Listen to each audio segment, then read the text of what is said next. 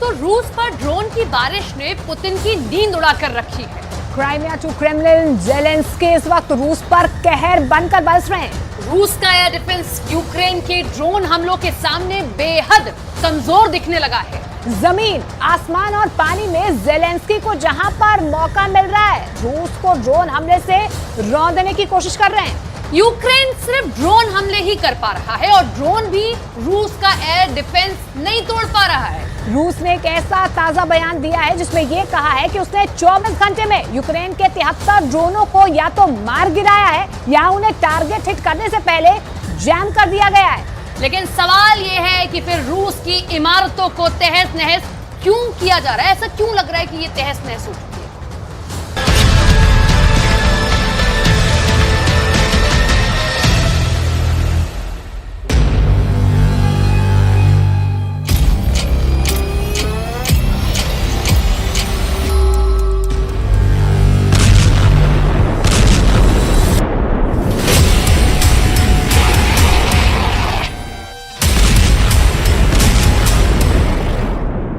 Zelensky को कमजोर आंकने की भूल करने वालों को यह तस्वीर जरूर देखनी चाहिए।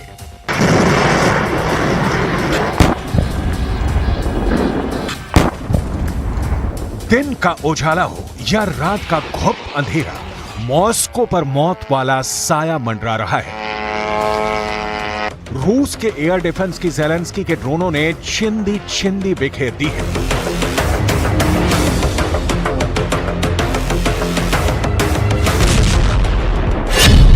क्राइमिया में ड्रोन का कहर।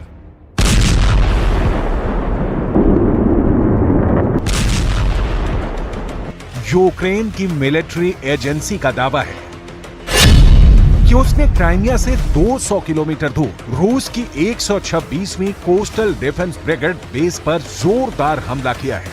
यह बेस क्राइमिया का पेरेवोल्नोय है, जहां रूस ने 2014 से अपना बेस बना रखा है।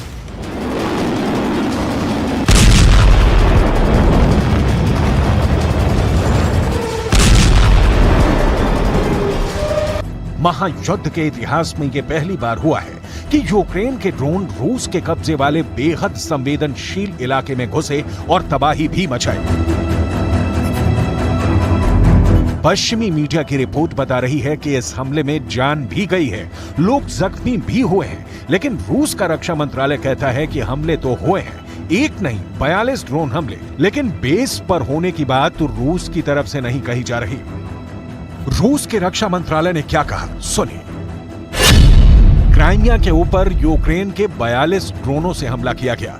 इनमें से 9 ड्रोनों को रूस के एयर डिफेंस सिस्टम ने मार गिराया और 33 ड्रोनों को इलेक्ट्रॉनिक वॉरफेयर सिस्टम की मदद से टारगेट हिट करने के पहले जैम कर दिया गया।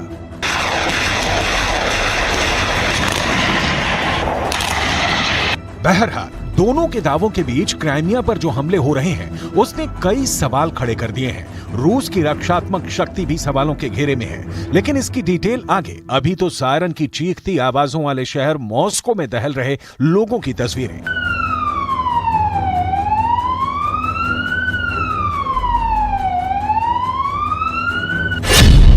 The burning Moscow.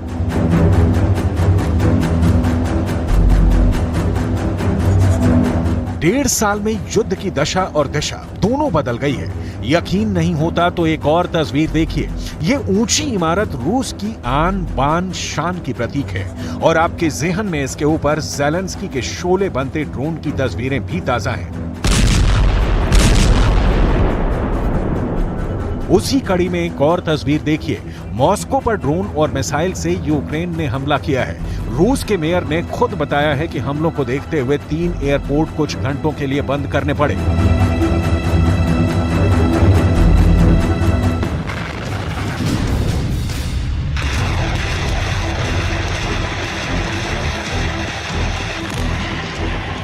मॉस्को के मेयर सर्गेई सोबियानिन ने कहा कि मॉस्को क्षेत्र के इस तरह जिले के ऊपर एयर डिफेंस सिस्टम ने एक ड्रोन को मार गिराया।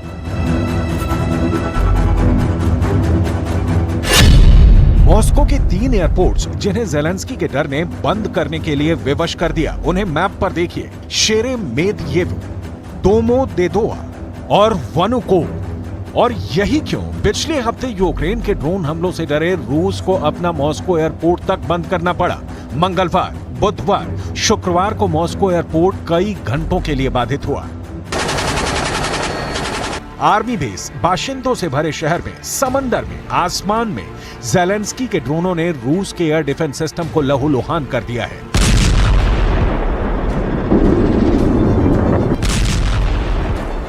ज़ेलेंस्की के ड्रोन हमलों को रोकने की पुतिन की सारी कोशिश नाकाम साबित हो रही है। ज़ेलेंस्की रूस में जिस जगह चाहे ड्रोन हमला कर रहे हैं। ज़ेलेंस्की के ड्रोनों की ताकत के सामने पुतिन के बेहद तेज हमले मध्यम लगते हैं, क्योंकि पुतिन 4 मारेंगे तो शोर होगा और ज़ेलेंस्की ने 1 भी मारा तो हंगामा खड़ा हो जाएगा। ये लड़ाई 2 गैर बराबर ताकतों के बीच है, जिसका फायदा तीसरा नाटो नाम का संगठन उठा रहा है। लेकिन उसकी चर्चा यहां नहीं, यहां तो ज़ेलेंस्की के काउंटर अटैक की काट ढूंढते रूस के जनरल की बात। За сутки перехвачено 5 реактивных снарядов систем залпового огня «Хаймарс» и противорадиационная ракета «Харм» производства. 18 अगस्त 2023 मॉस्को पर ड्रोन हमले की कोशिश नाकाम। 1 अगस्त 2023 एक कॉमर्शियल बिल्डिंग पर ड्रोन हमला। 30 जुलाई 2023 एक साथ कई ड्रोन हमले। 24 जुलाई 2023 मॉस्को की 2 इमारतों पर ड्रोन अटैक। मतलब एक बारगी युद्ध की बदलती तस्वीर ज़ेलेंस्की की शान नहीं बढ़ा रही, बल्कि पिछले महीनों में यूक्रेन लगातार रूस के भीतर घुसकर हमला कर रहा है। मॉस्को में इसी कारण एयर डिफेंस सिस्टम पंजशीर इमारतों की छतों पर लगाए गए हैं। लेकिन ज़ेलेंस्की के ड्रोनों की जोरदार धार के बीच कुछ काम नहीं आ रहा। बहुत बारीक और ठोस रणनीति के तहत ज़ेलेंस्की रूस को ड्रोन हमलों का शिकार बना रहे हैं।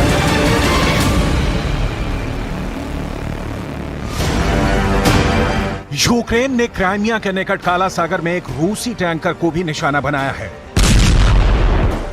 रूसी विदेश मंत्रालय की प्रवक्ता मारिया ज़ाखारोवा ने कहा कि रूस कर्ज जलड मरुमध्य के असैन्य पोत पर हुए यूक्रेन के आतंकवादी हमले की कड़ी निंदा करता है।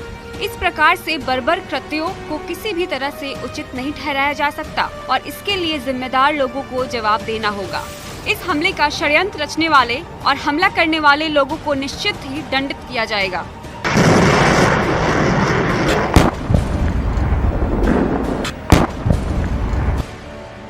यूक्रेन ड्रोन का काला सागर में किया गया ये दूसरा हमला है। इससे पहले यूक्रेन ने एक प्रमुख रूसी बंदरगाह पर हमला किया था। कीव की नौसैन्य शक्ति बढ़ाने के साथ ही काला सागर अहम युद्ध क्षेत्र बनता जा रहा है। रूस ने करीब 3 हफ्ते पहले यूक्रेन के समुद्री मार्ग से अनाज निर्यात करने संबंधी समझौते को समाप्त करने की घोषणा की थी और यूक्रेन के बंदरगाहों को निशाना बनाया था, जिसके बाद यूक्रेन ने पलटवार किया। इसी तरह यूक्रेन रूस के हमलों का जवाब अपने ड्रोन के जरिए ही दे रहा है।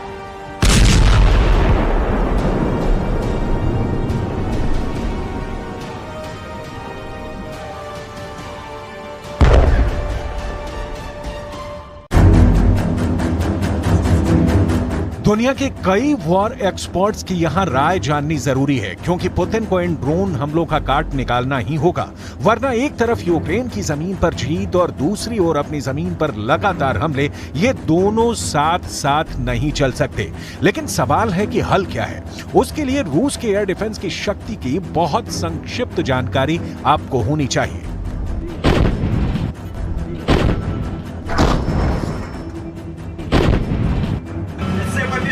Маловысотная. Первый сопровождаем маловысотную цель в зоне. Цель по первому зоне чужой. По первому цель уничтожить.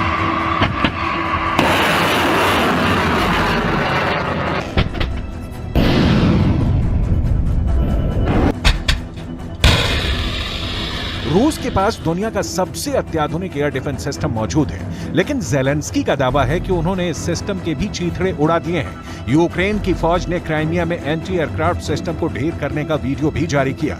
यूक्रेन की मीडिया ने दावा किया कि ज़ेलेंस्की की सेना ने रूस के कब्जे वाले क्राइमिया में एक S-400 एयर डिफेंस सिस्टम को तबाह कर दिया। यूक्रेन के ड्रोनों का निशाना इतना सटीक था कि जोरदार विस्फोट हुआ, जिसे देखकर ऐसा लगा मानो वहां कोई ज्वालामुखी फट पड़ा हो। रूस इस बात पर अपनी पीठ थपथपाता आया है कि उसके S-400 को दुनिया की कोई ताकत नहीं भेद सकती।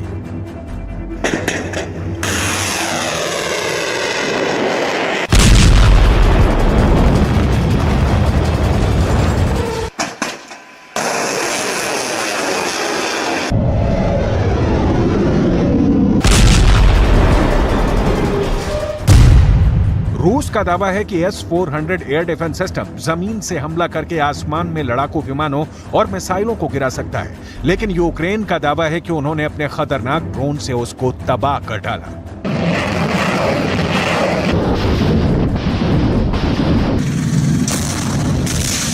महायुद्ध में रूस का सब कुछ तो नहीं, तो भी बहुत कुछ दांव पर लगा है। एक छोटे से सैनिक शक्ति वाले देश ने रूस की बलशाली कही जाने वाली सेना को नाकों छने चबाने पर मजबूर कर दिया है।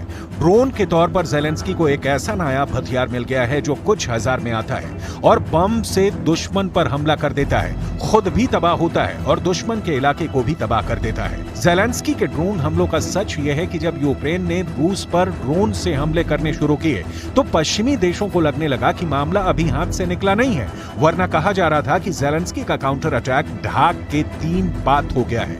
कहीं कोई असर नहीं हो रहा, लेकिन जैसे ही ज़ेलेंस्की ने ड्रोन हमले बढ़ाए, कहर मच गया। अब कोई ऐसा दिन नहीं है जब पुतिन अपने टॉप के कमांडर्स के साथ मीटिंग ना कर रहे हो। ऐसा कोई दिन नहीं गुजरता जब रूस का कोई ना कोई इलाका ड्रोन के हमलों से थर्रा नहीं जाता हो। यूक्रेन मॉस्को पर UJ-22 एयरबॉर्न नाम से एक हाईली वर्सिटाइल यानी अत्यधिक बहुमुखी ड्रोन से हमले कर रहा है। इस ड्रोन को स्वायत्त रूप से या दूर किसी कमांड सेंटर से कंट्रोल किया जा सकता है। ये ड्रोन 82 mm के 4 मोटार माइंस या 4 RPG-7 ग्रेनेड तक ले जा सकता है। UJ-22 एयरबॉर्न लंबी दूरी के मिशनों को सटीकता के साथ अटैक कर सकता है।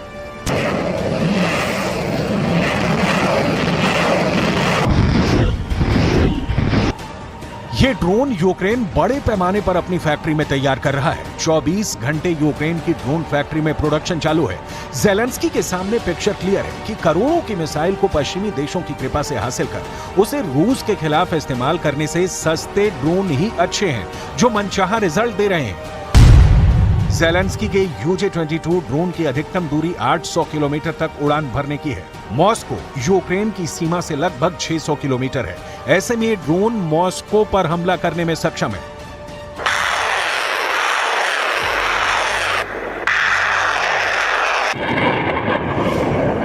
मतलब यूक्रेन से मॉस्को की भौगोलिक दूरी एकदम ज़ेलेंस्की के ड्रोन हमले के माफिक है। रूस का रक्षा मंत्रालय दावा करता रहा है कि यूक्रेन के ज्यादातर ड्रोन हमले अपने टारगेट को हिट करने के पहले रूस के सिस्टम से हिट कर दिए जाते हैं।